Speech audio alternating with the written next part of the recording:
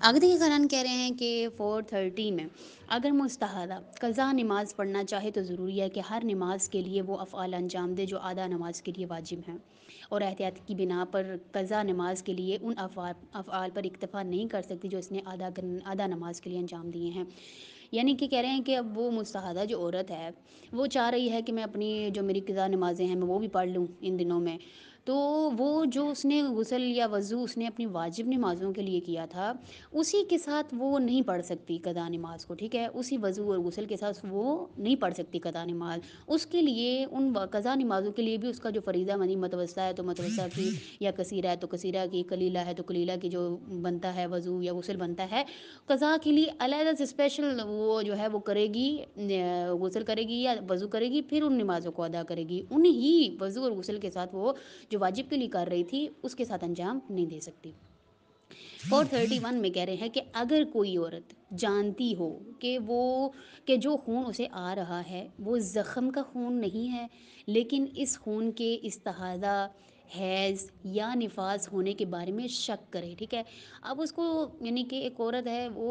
اسے جو خون آ رہا ہے وہ خون وہ زخم کا خون نہیں ہے، اسے پتہ ہے کہ یہ زخم کا خون نہیں ہے، لیکن اس کا جو خون ہے وہ استحاضہ، حیض یا نفاس ہونے کے بارے میں اس کو ان تینوں کیٹیگریز میں شک ہوتا ہے۔ نفاس کارن پریگنینسی کے بعد جو خون بلیڈنگ ہوتی ہے اس خون کو کہتے ہیں، تو کہہ رہے ہیں کہ استحاضہ، حیض، نفاس ہونے کے بارے میں شک کرے، ٹھیک ہے، اب اس کو شک ہو رہا ہے کہ ان تینوں میں سے کون سا خون ہے، تو شرعاً وہ خون حیض اور نفاس کا حکم بھی نہ رکھتا ہو، یعنی کہ وہ حیض اور نفاس کا حکم بھی نہیں رکھتا ہے اصل میں، جو اس کو تو شک ہو رہا ہے نا، لیکن وہ کہہ رہے ہیں کہ حیض اور نفاس کا حکم نہیں رکھتا، تو ضروری ہے کہ استحاضہ والے احکام پر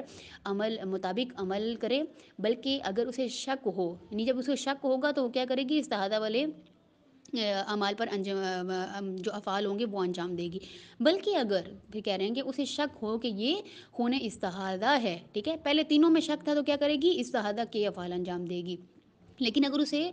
شک ہو کہ خون استحاضہ ہے، استحاضہ میں شک ہو گیا، استحاضہ ہے یا کوئی دوسرا، اور وہ دوسرے خون کی علامات بھی نہ رکھتا ہو، تو وہ احتیاط واجب کی بنا پر استحاضہ کے افعال ہی انجام دے گی۔ یعنی کہ ایک عورت ہے جس کو شک ہو گیا ہے کہ 3 کیٹیگری انہوں نے بتائی ہے، استحاضہ، حیض، نفاس، ان تینوں میں اس کو شک ہو گیا تو کیا کرے گی، استحاضہ کے افعال انجام دے گی، لیکن اب اس کو ان تینوں کیٹیگریز میں شک نہیں ہے، صرف استحاضہ میں شک ہو رہا ہے، تب بھی وہ کہہ رہے ہیں کہ استحاضہ کے اعمال ہی انجام دے،